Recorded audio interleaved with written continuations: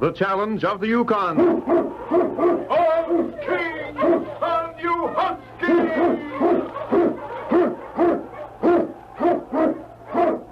King, the swiftest, strongest of Eskimo lead dogs, blazes the trail through storm and snow for Sergeant Preston as he meets the challenge of the Yukon.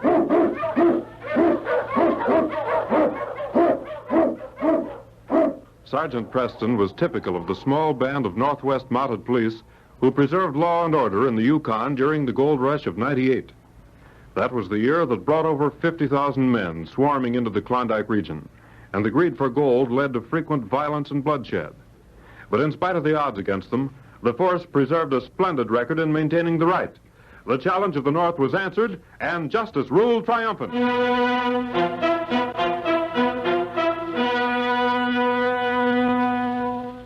Driving, ceaseless snow made the vast Yukon a blurred mass of whiteness.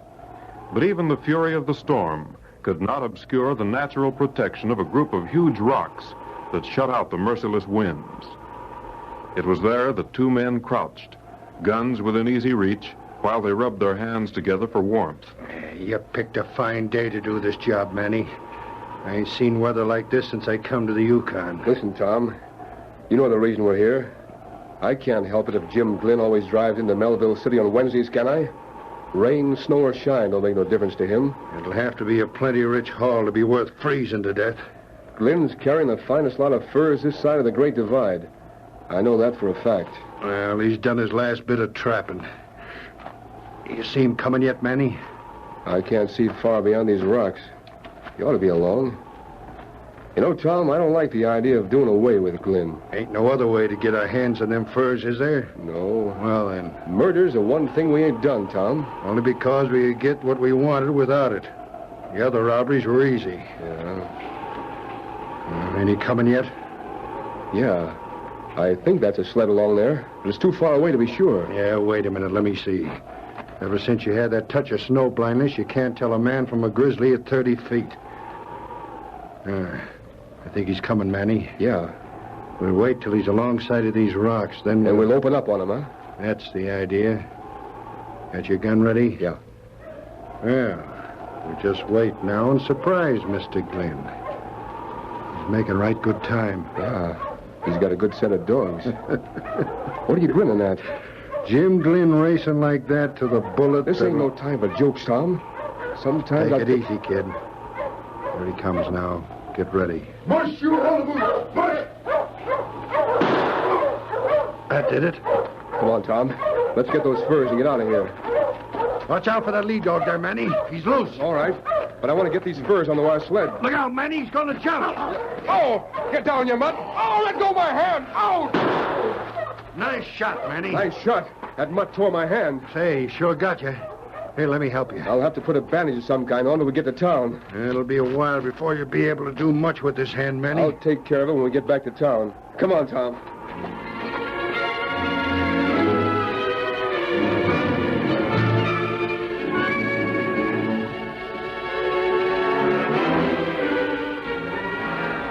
The snow covered tracks almost as soon as they were made, so Sergeant Preston, heading for Melville City, had no way of knowing that he was trailing a murdered man. But as they neared the rocks, the great dog King sensed death in the air. What is it, King, huh? All right, fella, you lead the way. Ho, you huskies. Ho, boys. Why, King, there's nothing but snow. Nuzzling around this snow won't get... King, there's a body here. So this is why you... Why, it's Jim Glynn. He must have been... But why? Shot through the heart. And his dog. So they killed the dog, too. And no wonder you were excited, boy. He's following tracks over to those rocks. Oh, now I begin to see. Tracks here haven't been covered by the snow. Sheltered by rocks. Those two men were standing here. They waited here till Jim Glynn was practically in front of them before they fired. Jim didn't have a chance. If they waited here, then they must have... Well, it's hard to tell which way they went. Well, King, what have you found now? Oh, more tracks, huh? Yeah. Here's a bandana. CN. CN. Now, who could... Newton. Cy Newton. He pulled in here about the same time the two other fellows were here. The tracks don't differ. They're about the same depth. King, we're going to Melville City to call on Cy at the Silver Lantern Cafe.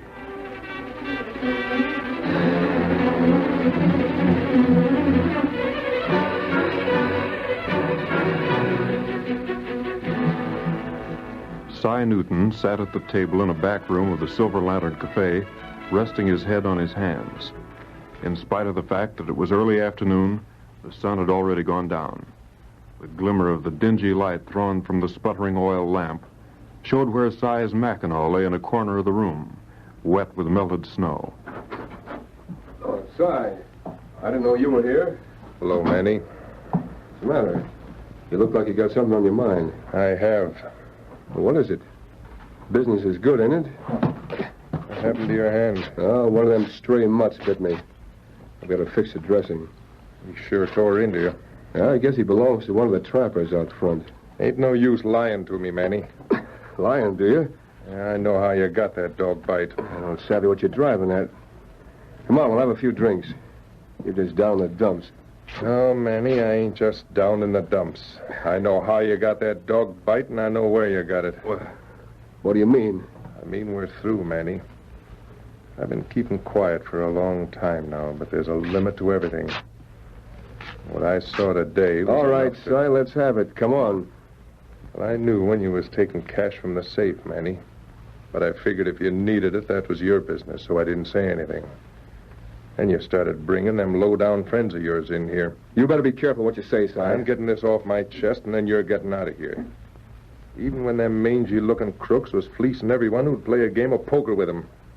Because they was your friends, it was all right. And as long as I got half interest in this cafe, they can still come here. If you're smart, you'll get out of the Yukon, Manny.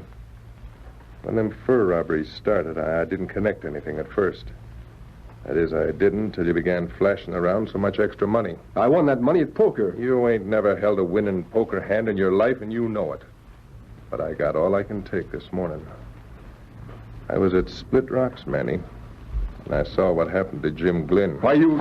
Oh, don't worry, I'll keep quiet. You're clearing out of this cafe.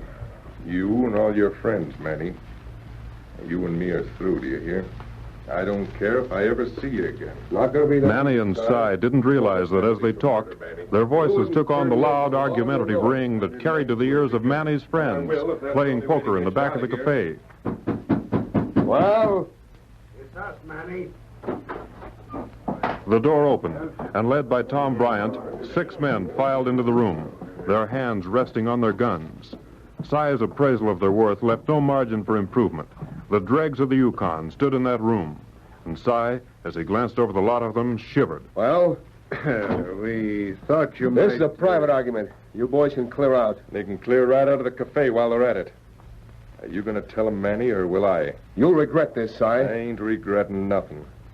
Only thing I'm sorry for is the day we went into business together. I think we better stick around, boys. Now get out, all of you. You can't prove a thing, Si. I can prove everything I said. That hand of I yours was... told you you'd better get him out of the way. If you won't drop him, I will. What the? My arm! Let go of my arm! I'm going to finish you off right now. Drop that gun, Manny. Why, you yellow skunk. You ain't hit, Manny?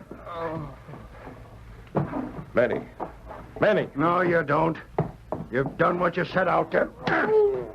Here, let me see that man. You better take care of Newton, Monty. You still got life in him. Come on, Rube. After you two help me carry him out. Just a minute. All right, boys, come on.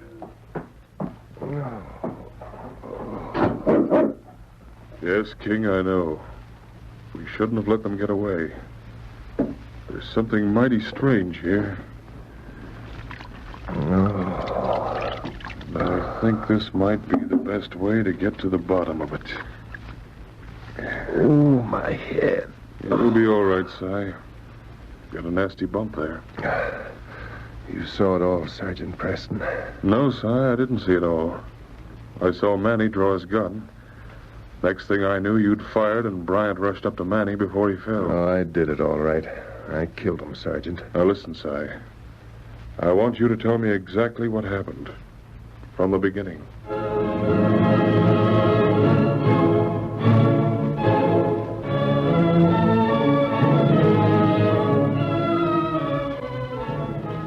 Then when I tried to go up to him, Bryant... Yes, I know. Bryant's pretty free with his fists. I didn't aim to do no shooting. I didn't even think I hit him when he dropped. You couldn't hit the front of a house at 10 feet, Si. What are you looking for, Sergeant? Manny drew first. I saw him. Yeah, but what's that got to do with it? He could have easy killed me and... Oh, well. I guess it's up to you now, Sergeant. I'll just come along with you. Wait a minute.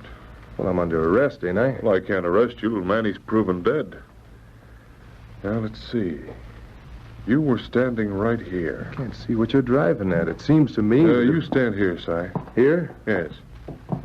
Now... I thought so. What? I've got a murderer to catch, Si, and I need your help.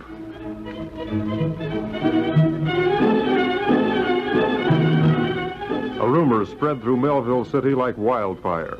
As one man told another, the story gained importance. Soon, even the most incredulous of the miners were repeating the news. Sergeant Preston brought Jim Glynn into Melville City on his sled. Jim, badly wounded, was being cared for in a room at the Silver Lantern, and Si was held in jail. Will he be able to name the men who robbed him, Sergeant? If Jim Glynn is able to speak, he'll undoubtedly name the man who tried to murder him.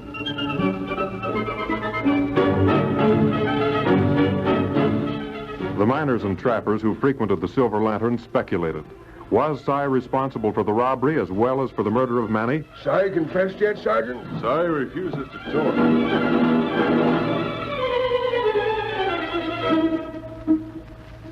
Did you hear the news, Manny? Yeah. Preston's waiting for Jim Glynn to talk. I wonder if Glynn saw us. We can't take no chances. He might have had a good long look at us while we was low in our sled. What do you aim to do? We'll make sure he don't talk.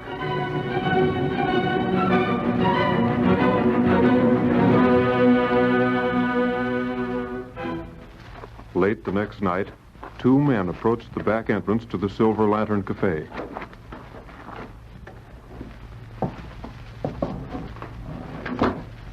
Lucky you had that key, Manny. Yeah. Si ain't been around to change the lock. You can't change much when you're in jail. Come on, let's get this over with. I don't know why you're so dead set in making sure you get him this time. You ain't got a thing to worry about. As far as everybody knows, you're dead. But if Glynn talks, I'll be the one to be jailed for that shooting. That Molly hadn't picked him up. Come on. He ought to be in this room. He's sleeping. He'll never know what hit him. Go on. Let him have it before he wakes up. You're covered. Drop that gun, Bryant. Preston! Reckon I can get up now, eh, Sergeant? Yes, Si. You can help tie your ghost friend here. So you're very much alive, Manny. I thought... You believe that story about Jim Glynn being still alive, didn't you? You brought him in on your sled. We brought Jim's body to Melville City. Then Si told the barkeep would use the back room here for Jim till he recovered. We've been tricked. You ain't been tricked any worse than you tried to trick me, you low-down skunks. I'd have hung for killing you, Manny. You're under arrest, both of you. You'll have to get me first, Manny. I'll shoot, Manny. Let go! All right, now shoot, Manny. If you do, you'll hit Si. Go on, Sergeant, shoot! Yeah, shoot. I'm getting out of here, see? I'm using Si for a shield. At him, King. Get him, boy. Oh, my hand! Let go of my hand! Here, Si, you keep this gun on Bryant. All right, King. Oh. That's the second dog to catch your left hand, isn't it, Manny? You're under arrest. Yes, King, the case is closed.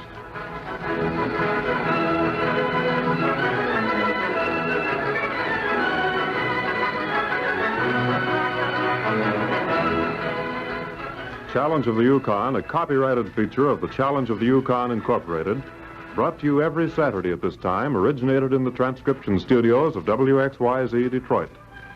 The characters and events in tonight's drama were fictitious. Bill Morgan speaking. This is the Michigan Radio Network.